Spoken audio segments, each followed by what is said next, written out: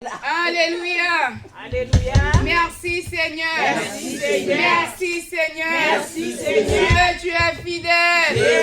Dieu, tu es fidèle. Est-ce que je peux trouver une femme dans la salle qui peut me dire pourquoi vous êtes là aujourd'hui, ce matin? C'est la fête des femmes. Des réveils des femmes. Amen, amen, C'est la amen, réveil amen. des femmes. Aujourd'hui, voilà, c'est la réveil où on peut dire aussi, c'est la conférence des femmes. Amen. Je remercie le pasteur et avec tout son collaborateur qui m'a fait grâce d'être là aujourd'hui pour parler de la part de Dieu.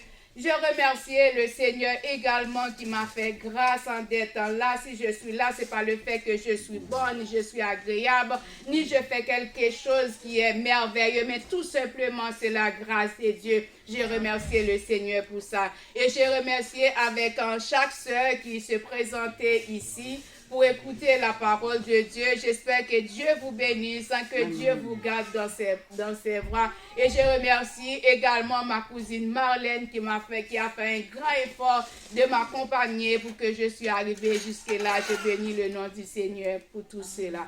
Soyez bénis et bonne écoute dans la présence de Dieu. Amen. Sans plus tarder, je vais faire place à la sœur Elisabeth qui va faire la lecture de la parole de Dieu. Mais le thème de ce réveil, en ce moment que nous sommes en train d'étudier, ça fait une semaine depuis le réveil des femmes est commencé. Le thème, c'est la femme recherche la vertu de la sainteté. Avec vous, la sœur Elisabeth, dans la lecture de la parole de Dieu. Amen. Mes bien-aimés dans le Seigneur, que la paix et la grâce de Dieu soient avec vous. Amen. Pour le respect de la parole de Dieu, l'assemblée doit se mettre debout. La lecture se fait dans Luc 10, verset 38 à 42. Amen. Vous y êtes? Comme Jésus était en chemin avec ses disciples, il entra dans un village. Amen. Et une femme nommée Marthe le reçut dans sa maison. Elle avait une sœur nommée Marie, qui s'étant assise au pied du Seigneur, écoutait sa parole, et Marthe occupait à divers soins domestiques. Suivait et dit, Seigneur, cela ne te fait-il rien que ma sœur me laisse seule pour servir? Dis-lui donc de m'aider. Le Seigneur lui répondit, Marthe, Marthe, tu t'inquiètes et tu t'agites pour beaucoup de choses. Une seule chose est nécessaire. Marie a choisi la bonne part qui ne lui sera point ôtée. Amen. Amen. Bonne écoute, parole du Seigneur. Amen, amen, amen, Merci, amen. la sœur Elisabeth, que Dieu te bénisse. Voilà, notre thème c'est la femme recherche la vertu de la sainteté. Je remercie encore le pasteur Josué qui a choisi, que Dieu t'a utilisé pour choisir ce bon thème. Franchement, ça nous fait réfléchir, ça nous fait du bien, ça nous commence à changer. Après toutes les prédications que j'ai écoutées, franchement, ça me fait... Et le français me dit, ça me fait titre. Voilà. Et c'est quoi la vertu? La vertu est la capacité, la disposition spirituelle ferme et constante qui conduit un individu à agir en accord avec une idée morale. Amen. En résumé, la vertu, c'est la disposition ferme, constante de l'âme qui porte à faire le bien et à fuir le mal. On peut dire la sainteté et la vertu est reliée avec la sainteté. Depuis dans le temps ancien, nous voyons que la plupart des femmes recherchent toujours la sainteté de Dieu recherche la présence de Dieu, recherche l'honnêteté et cherchez à pleurer à Dieu. Est-ce que c'est votre cas pour aujourd'hui, les femmes qui sont là? Amen. Amen. Vous êtes là? Amen. Nous sommes là. Ah, semble-t-il vous êtes commencé découragé là? Non, là. Vaillant! Soldat. Ah, ok, vous êtes avec moi. D'accord. Du coup, on peut dire la sainteté est un mode de vie pour tous les croyants comportant un engagement et activité. J'ai répété ces mots, je vais peser là-dessus. Du coup, la sainteté est un mode de vie pour tous les croyants qui comportent un engagement et activité.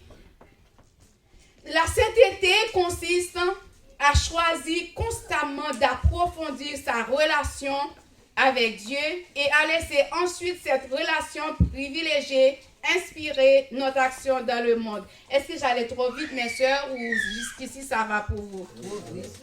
D'accord. Il y a la sœur Elda qui me dit allez plus doucement parce que semble-t-il j'ai parti comme une petite machine là.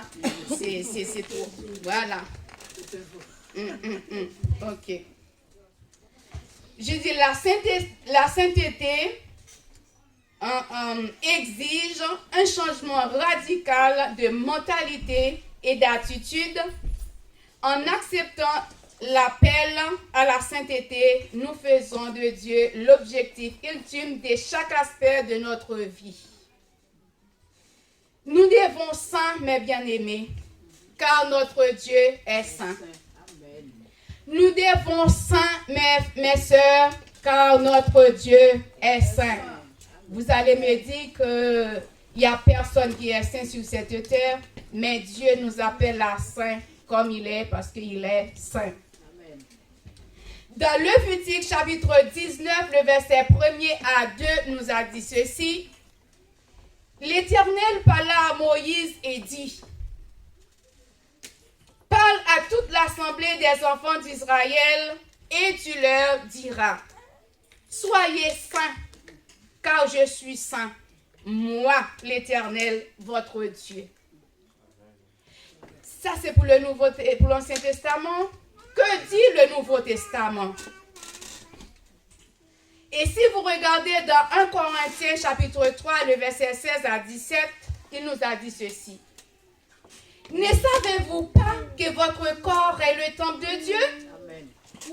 Et que l'Esprit de Dieu habite en vous?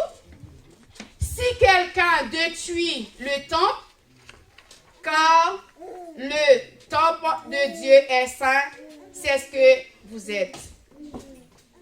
Mes frères et sœurs, la sainteté n'est pas quelque chose qu'on a inventé, mais c'est un ordre de la part de Dieu. La loi mosaïque nous disait, soyez saints, car moi l'Éternel, je suis saint. Votre Dieu, car moi le Seigneur, votre Dieu, je suis saint. Amen. Mes sœurs, nous devons garder notre corps propre, irréprochable, car nous portons un trésor précieux en nous. Est-ce que vous pouvez me le dire, quel trésor précieux que nous portons en nous, mes sœurs? Merci, Zelda. Tu es là avec moi. Que Dieu te bénisse. Mes frères et sœurs, nous devons garder notre corps saint, irréprochable, car nous portons un trésor précieux en nous qui est le Saint-Esprit. Laisse-moi vous dire, le Saint-Esprit qui est notre guide, qui est notre lumière, il ne demeure pas dans le saleté. Il faut que nous soyons propres, quelles que soient les circonstances. Alléluia. Merci Seigneur. La sainteté est une vérité qui imprègne toute la Bible. Dieu est saint et appelle tout le monde à la sainteté. Amen. La femme qui recherche la sainteté est une femme qui a la crainte de Dieu. Amen. Car dans Proverbe 31, le verset 30 nous a dit ceci. La grâce est trompeuse et la beauté est vaine. La femme qui craint l'Éternel est celle qui sera louée. Amen. Laisse-moi vous dire, mes frères et sœurs, Mes sœurs, excusez-moi, pour mes frères, vous êtes là encore. Vous écoutez, ça va vous aider aussi de rester sains. Ce n'est pas que les femmes qui ont besoin de ça, vous aussi. Laisse-moi vous dire, si vous n'avez pas la crainte de Dieu, vous ne pouvez pas retrouver la sainteté de Dieu. Amen, amen, amen. Est-ce que rechercher la sainteté de Dieu, est-ce que tout le monde qui cherchait la sainteté de Dieu peut le trouver? Oui. Mais il faut accepter Jésus comme Sauveur et Seigneur. Alléluia. Si vous n'acceptez pas Jésus comme Sauveur et Seigneur, vous cherchez la sainteté, vous ne pouvez pas le retrouver. Avec notre force, nous ne pouvons pas saints. C'est le Saint-Esprit qui peut nous aider à être saints. Et s'il y a quelqu'un qui ne connaisse pas ces grands Jésus-là, je vous invite, si vous voulez rechercher vraiment la sainteté, il faut le faire. Amen. Mes sœurs, ne comptez pas sur la beauté extérieure. Comptez plutôt sur la beauté intérieure qui nous permet de rester accrochés avec Dieu. Il y avait des personnes, il y avait des femmes, c'est quelque chose que je connais, dont je vous parlais maintenant. Il y a des femmes qui savent qu'il est belle, et qu'elle est belle. Elle comptait sur sa beauté, elle dit, bon, moi, il faut que je fasse ma vie. Je ne peux pas accepter ce Jésus-là maintenant, parce qu'on accepte Jésus, je ne peux pas faire n'importe comment. Vous savez, le monde sait comment ils doivent comporter quand ils acceptent Jésus comme sauveur. Il sait qu'il ne peut pas faire n'importe quoi, mes bien-aimés. C'est pour ça, si vous voyez la morceau est grande, il y a peu d'ouvriers, c'est pour cela. Il ne faut pas compter sur les beautés intérieures qui peuvent détruire une seconde à un autre. Moi, je me rappelle que pendant que je travaille, j'ai propulsé un produit. Il y a un vent qui fouche qui s'est passé dans mon visage. Et quand ça passait, dans une seconde comme ça, c'était déjà tout noir. Et puis ça me brûle. J'appelle ma fille pour dire, est-ce que tu peux aller aux pharmacies pour m'acheter quelque chose parce qu'il y a un produit là qui me dérange une seconde à une autre. Laisse-moi vous dire, ne comptez pas sur la beauté. Et j'étais honte de marcher comme moi, mon visage devient tout moche. Mais je n'ai pas le choix de marcher. Là, je sais que Dieu m'a pris quelque chose de là. Et je vous conseille aussi, si vous voulez compter sur une beauté, c'est la beauté intérieure, non pas extérieure, qui va détruire une seconde à une autre. Et c'est la beauté intérieure-là qui vous aide à rester accrochés dans la présence de Dieu. Mes soeurs, la femme qui recherche la sainteté aussi est une femme soumise à son mari. Si vous êtes rebelle comme la reine Vastille, vous êtes passé à côté de la sainteté. Parce que si vous ne soumettez pas à votre mari, vous faites des rébellions, eh bien là, mes frères et sœurs, vous allez passer à côté de la sainteté. Pourquoi Saint-Esprit, il est très sensible, côté qu'il y a des disputes, qu'il y a des bagarres, tout le temps, il ne reste pas. Il reste à l'écart, il vous regarde, il vous suit, tout ce que vous faites. Après, quand vous faites appel à lui, ben, il interviendra. Voilà. Il faut soumise à vos maris, comme la Bible nous a conseillé. Une femme qui recherche la sainteté est une femme vertueuse. Waouh, quelle longue histoire. Est-ce que je peux rentrer là-dedans ici, là? Le Proverbe 31, le verset 10, on peut lire jusqu'à la fin. Hein? Et parce qu'elle nous a expliqué, je ne sais pas si j'ai le temps de faire toutes ces longues lectures-là. Il nous a expliqué vraiment l'histoire de la femme vertueuse. Une femme vertueuse, la Bible nous a expliqué, elle a plus de valeur que des perles. Alors, regardons-nous dans ces paroles comme un miroir pour voir est-ce que nous sommes ou bien nous avons la caractéristique d'une femme vertueuse. Puisque la Bible a tout expliqué dans le proverbe. Je vous dis, c'est proverbe en 31, c'est une longue histoire. Je ne vais pas rester tout lu ce passage. Et ce proverbe-là nous a expliqué qu'une femme vertueuse qui a beaucoup de qualités, qui ont beaucoup de caractère, c'est une femme qui élève très tôt le matin et c'est une femme qui dort tôt aussi et parce qu'elle cherche à faire toutes les choses dans le norme. Il prend soin de sa maison, il prend soin de ses enfants, il prend soin de son mari, il travaille en même temps. Une femme vertueuse est une bosseuse. Il sait qu'est-ce que c'est travailler, c'est ses affaires. Il veille sur la maison pour voir. Une femme vertueuse n'est jamais manqué de produits à la maison. parce qu'il est toujours veillé pour voir. Une femme vertueuse, c'est quelqu'un qui sait comment contrôler son temps. Il y a des personnes qui disent, moi, je ne peux pas faire ci, je ne peux pas faire ça. Laisse-moi vous dire, vous avez 3 tiers des temps. Il faut avoir un tiers pour vous, un tiers pour votre famille, ainsi que votre travail. Et l'autre tiers-là, il faut le donner à Dieu. Il suffit que c'est le temps de Dieu, mes soeurs. Il ne faut pas laisser aucun autre chose primer sur le temps de Dieu parce que c'est primordial dans la vie d'une femme vertueuse. C'est ça qui peut nous aider à surmonter, à faire face avec toutes choses qui paraissent compliquées, difficiles pour notre vie, mes frères et sœurs. Amen.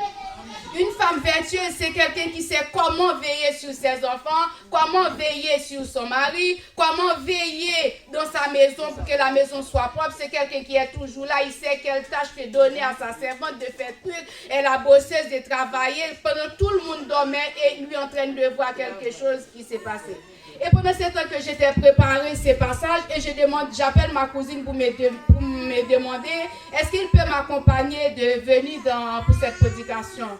Et elle m'a envoyé un message pour me dire oui. Après, elle m'a écrit un petit mot. Elle m'a dit, tu sais, Lucie, j'ai un stage à faire.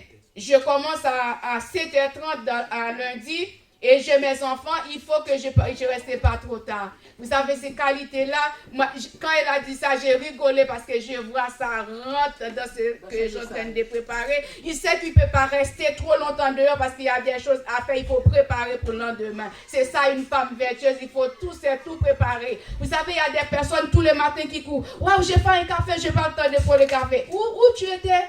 Pendant que tu levais, tu pas mets la machine à café à tourner. Pendant que tu te laves, quand tu te laves, tu essuies ton corps et tu passes dans la cuisine, tu verses le café dans une tasse et tu mets du sucre. Après, tu passes la crème, tu t'habilles. Après, tu prends. Il faut tout. Une femme vertueuse sait comment s'organiser, mes bien-aimés. Amen. Ça, c'est exact. Amen. Amen.